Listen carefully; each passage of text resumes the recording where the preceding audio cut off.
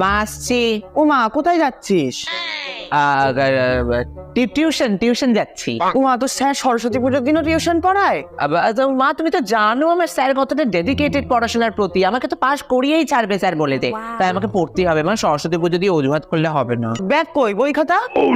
আরে এখন আর বই খাতা নিয়ে পড়তে যেতে হয় না মা, এখন সব ডিজিটাল হয়ে গেছে, এখন এই ফোনেই সব হয়ে যায়। আর তুমি অত চিন্তা করো না, তুমি আসছি। আচ্ছা শোন, আমার বান্ধবী মুনমুন, ওর বাড়ি আজ সরস্বতী পুজো হবে, আমি যাব। তুই বাড়ি ফিরে কিছু পারলে খেয়ে নিস, ঠিক আছে? হ্যাঁ হ্যাঁ, যাও যাও, এনজয় করো আসছি।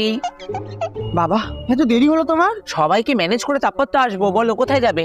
আরে আমার মাসির বাড়ি ধুমধাম করে সরস্বতী পুজো হচ্ছে, চলো মাসির সাথে তোমার আলাপ করাবো। হ্যাঁ হ্যাঁ, চলো চলো। আসো, ভিতরে আসো। মাসি, এটা আমার গার্লফ্রেন্ড প্রিয়া, আর এটা আমার মাসি মুনমুন মাসি।